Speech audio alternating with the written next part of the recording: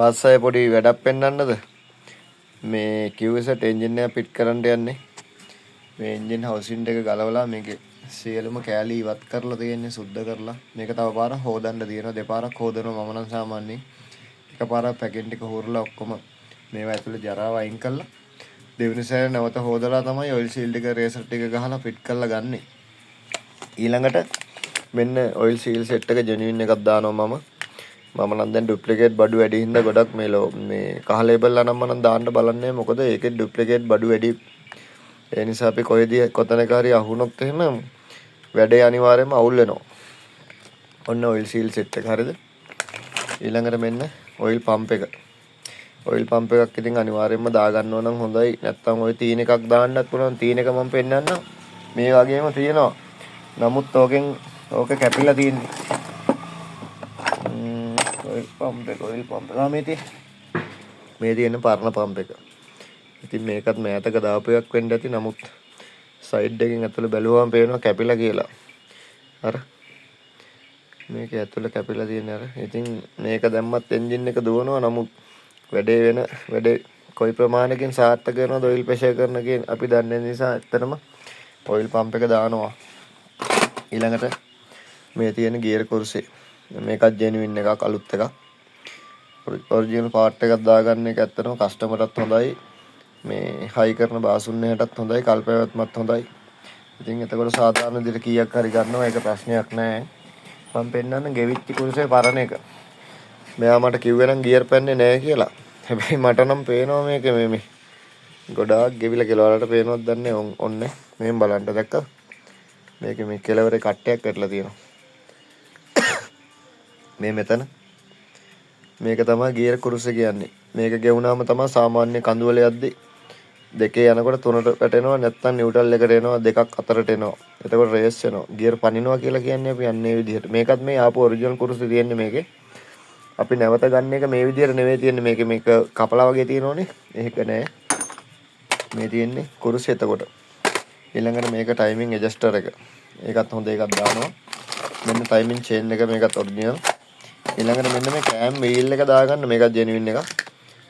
මේ cam wheel එක දාගන්න මේක මොනවද මේ තියෙන්නේ. මේක දැම්මනම් චේන් එකට හොඳටම සපෝට් එක තියෙනවා. ඊළඟට ගියර් ෂාෆ්ට් එක එනවා කුරුසෙට මෙන්න මේ වගේ ස්ප්‍රින් දෙකක්. මේවා අලුතෙන් දාන්න ඉතින් එන්ජින් එකක් හදනවා කියන්නේ ඒකයි සියලුම කොටස් ටික දානවා. මේ තියෙන BG පින් එක. මේක දැන් ඉන්දියාවෙන් බඩු ඉම්පෝට් කරන්නෙත් එවන්නෙත් නැහැ කියලා ඔහම කතන්දරයකුත් තියෙනවා. අපි ළඟ ස්ටොක් තියෙනවා. මේක ඇවිල්ලා ගියර් පෝක් එක. ඊළඟට මම පෙන්නන්නම් මේ තියෙන ටයිමින් ගාඩ් දෙක තියෙනවා. නියුට්‍රල් ස්විච් එක තිබුණ එක ගෙවිලා හොඳට මේ නිසා එළිය එකක් වුණත් අපි අලුතෙන් දානවා. එතකොට මේ වීල් දෙක දානවා ඩිෆරන්ෂල් එකේ. මේක තියෙනවා තව ස්ටාර් වීල් දෙකයි මේකට එන ඩීවර්ෂර් දෙක දානවා. ඊළඟට මේ තියෙන්නේ ගියර් ෂාෆ්ට් එකේ 180ට බෙයාරින් එක තියෙනවා. 16.7න් දෙක තියෙනවා ඩිෆරන්ෂල් එකේ. 63.51 පාර්ට් නම්බර් ටික මතක තියාගන්න. 63.5න් 3ක් එනවා මේ එන්ජින් එකට. මේ ඇවිල්ලා එකක් මේන් ෂාෆ්ට් එකේ එකක්. මේන් ෂාෆ්ට් එක පෙන්නන්නම් මේ තියෙන්නේ. මේක මෙතෙන්ට එකක් එනවා. මෙතෙන්ට තමයි නීඩල් බෙයාරින් එක එන්නේ. ඊළඟට මේ තියෙන්නේ ජෙනුයින් ක්‍රෑන්ක් එකක් දානවා මේ තියෙන්නේ.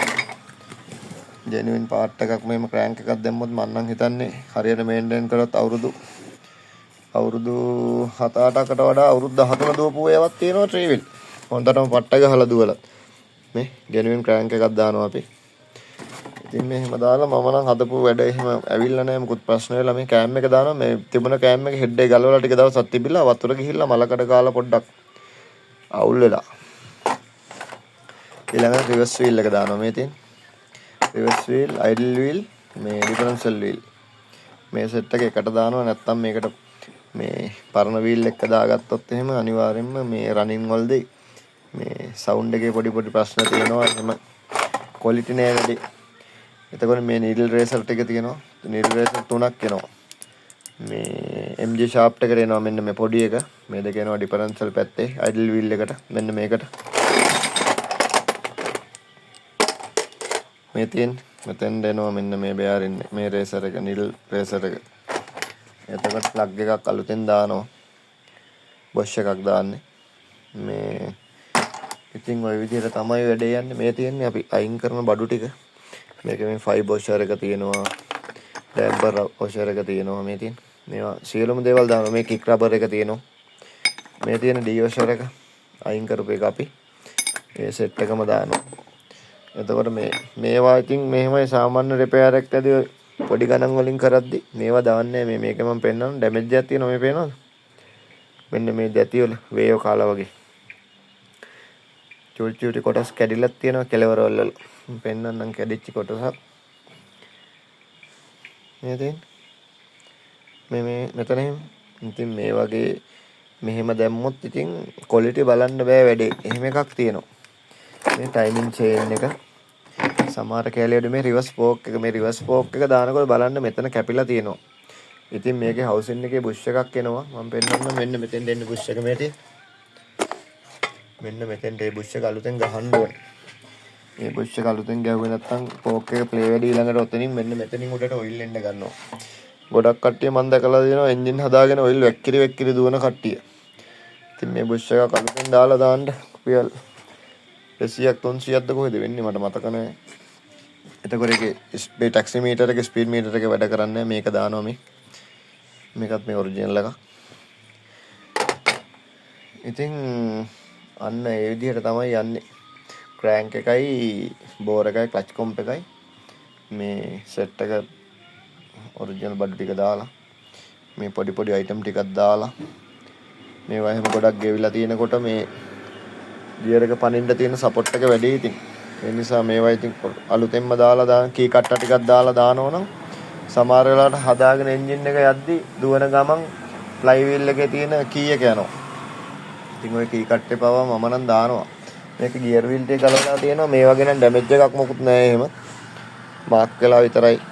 මේ ඒ නිසා ගියර් වීල් සම්බන්ධව මොකුත් කරන්නේ නැහැ අපි. එතකොට මේ තියෙන මේන් ෂාෆ්ට් එකත් මේක සාමාන්‍ය හොඳ මට්ටමේ තියෙනවා. මේ ෂාෆ්ට් එකත් පොඩි ගානකට තිබ්බේ දැන් නම් ඩේට් පීරියඩ්ස් කියන්නේ මේක 19න් ඩිස්කවුන්ට් කියලා තමයි මම හිතන්නේ 19න් ඩිස්කවුන්ට් කියලා කියන්නේ ලොකු ගානක් අඩු වෙන්නේ නැතුව බඩුත් නැහැ කියලා කතාවකුත් කිව්වා.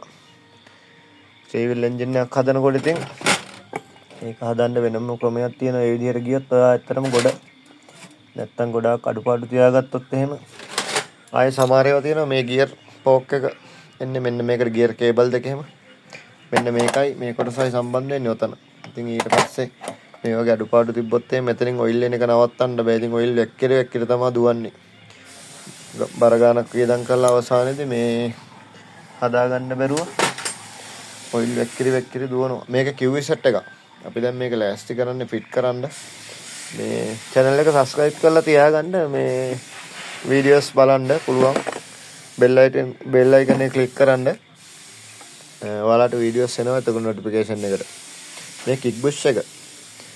මේක තමයි මේ kick bush එක මෙතනින් නැමිලා පේනවා. මේ ඔය ඉතින් පරණ ඒවා දාලා try කරලා එහෙම දැම්මොත් ඉතින් ඇත්තටම කස්ටමර්ත් පව් අපි ගන්න සල්ලි නේ අපරාධ එහෙම කරන්න හොඳ නැහැ ඉතින්. මේක මේ දීලා ගිය එකක් එයාලා ළඟවත් නැහැ. බලලා ඉතින් හදලා දෙන්න ඕනේ. මේක පවා දානවා මේක ඇවිල්ලා මේ රිවර්ස් ස්පෝක් එකේ රබර් එක. ඉතින් ওই බඩු තව මෙතන කෑලි අඩුයි. එහෙට මෙහෙට ගලවලා ඉස්ටි කරලා කෑලි ගොඩවල වලට ගිහිල්ලා තියෙන්නේ. මේ එහෙනම් ජය වේවා. අනිවාර්යයෙන්ම subscribe කරලා තියාගන්න වීඩියෝස් ටිකක් දාන්නම්.